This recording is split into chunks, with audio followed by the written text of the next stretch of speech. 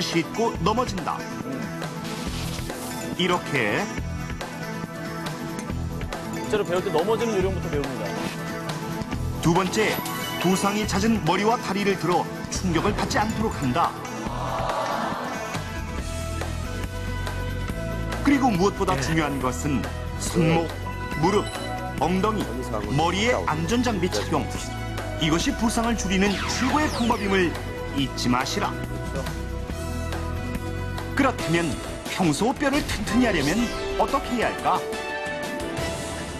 먼저 뼈를 구성하고 있는 이런 칼슘인 제제라든지 아니면 비타민 D 섭취가 필요하겠고, 더욱더 중요한 것은 걷기 등과 같이 규칙적인 운동을 통해서 뼈에 계속적인 자극을 주는 것이 필요하겠습니다. 겨울철 뼈 부상의 위험에서 당신을 보호하는 최고의 방법. 바로 평소 뼈를 튼튼히 하는 생활 습관임을 기억하자. 네.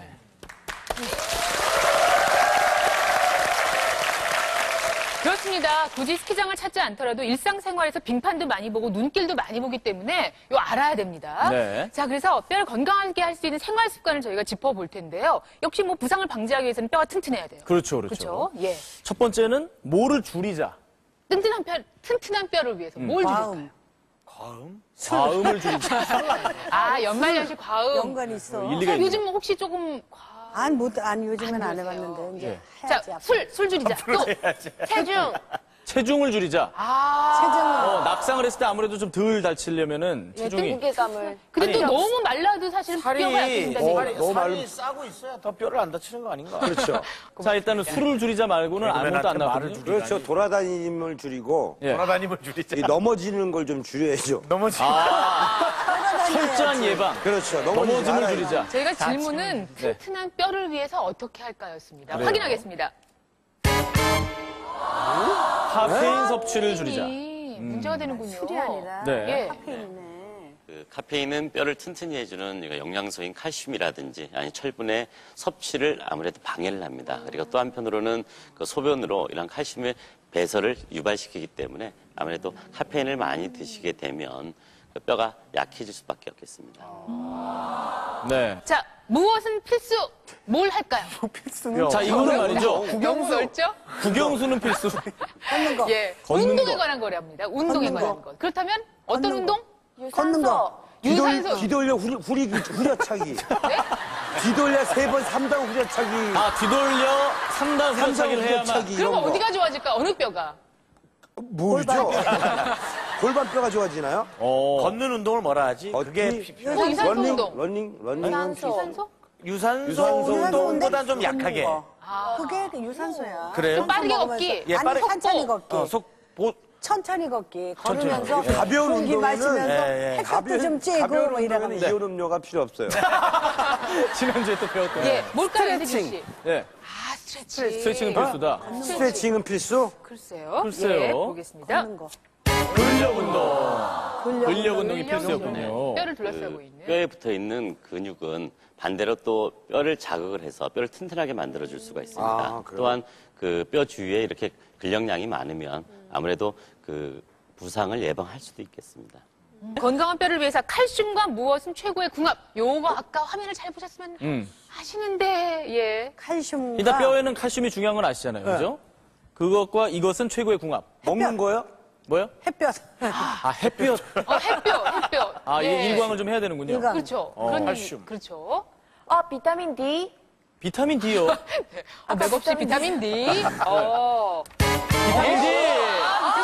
야, 역시. 우리 코너를 정확히 보고 있어. 좋아요, 저. 네. 좀 지식이 특이하네요. 야, 칼슘과 우유, 비타민 D는 우유가 제일 많지 않습니까? 여쭤볼까요? 네. 그 바이타민 D는 그 몸속에서 칼슘의 흡수를 아무래도 도와줍니다. 그래서 굉장히 잘 궁합에 맞는 그런 영양소이면서 또 비타민이라고 생각합니다. 할 수 있겠습니다. 아까 햇빛을 말씀하셨는데 실제로 일광욕을 좀 네, 할 필요가 도움이 있죠. 됩니다. 해가 왜냐하면 없는데. 비타민 D인 경우에는 사실 음식에는 그렇게 많이 함유가 되어 있지 않습니다. 그래서 햇빛을 많이 쬐게 되면 몸속에서 비타민 D가 합성이 잘 일어납니다. 자, 겨울철 부상 방지를 위해서 오늘 여러 가지 알아봤습니다. 교수님 마무리 말씀해 주시죠. 네, 겨울철이 되게 되면 아무래도 날씨가 춥고 그래서 그 집안에만 있게 되는데요. 그 집안에서라도 간단한 근력 운동이나 그런 걸 통해서 아무래도 그 뼈도 튼튼하게 만들고 또 겨울철 밖에 나가실 때 부상도 예방하는 것이 아무래도 필요하겠습니다. 네.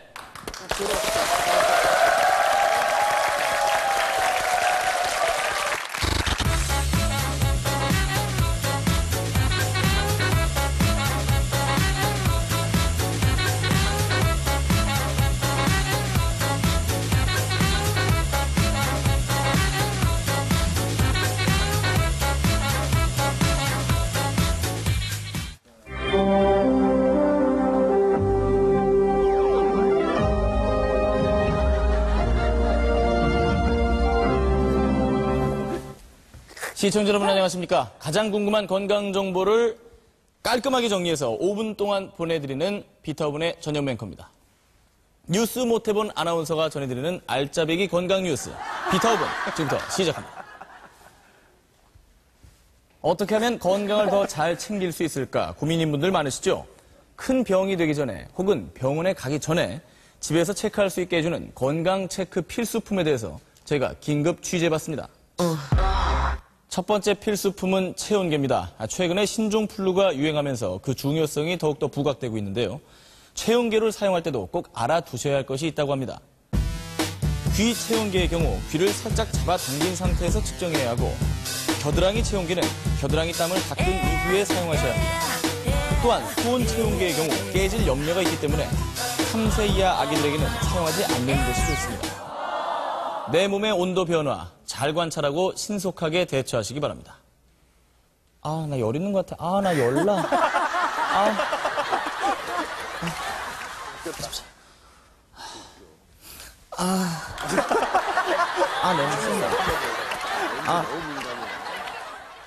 냄새. 다음 필수품은 혈당계입니다. 한국인의 10%가 앓고 있는 당뇨병 예방을 위한 것인데요. 특히 당뇨병 가족력이 있는 분들에게 적극 추천하는 바입니다. 하지만 혈당을 재는 것에만 신경을 쓰고 혈당계 관리를 소홀히 해서는 안 되겠죠. 이 혈당 체크지는 습기가 들어가지 않도록 철저히 주의하셔야 됩니다. 그리고 유통기한이 있다는 점을 절대 잊지 마시기 바랍니다. 10초만 투자하면 당뇨병을 충분히 예방할 수 있습니다. 알코올 솜으로 손가락을 닦게 됩니다. 직접 이거 집에서 시연을. 손쉽게 네. 침을 아플 이렇게 텐데, 되는 것입니다. 처음엔.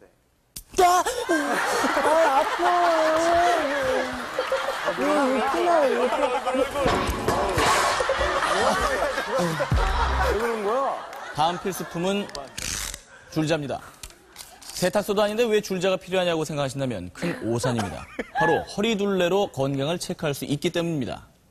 34, 36 이것만 기억하시면 됩니다. 여성은 34인치, 남성은 36인치 이상이면 복부 비만으로 진단하는데요. 복부 비만은 협심증, 심근경색 등 각종 심혈관 질환의 원인이 되기 때문에 반드시 관리가 필요합니다.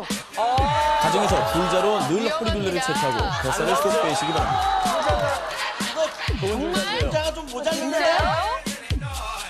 체크만 하지 말고 꼭 뱃살을 빼주시기 바랍니다. 한국인 식습관의 가장 큰 문제점이 뭔지 아십니까? 바로 짜게 먹는다는 것입니다. 한국 사람들은 1년에 이만큼의 소금을 섭취하고 있는 것으로 조사됐습니다. 이는 WHO 권장량의 약 2.7배에 달하는 양입니다. 그래서 필요한 것이 바로 염도계입니다. 짜게 먹는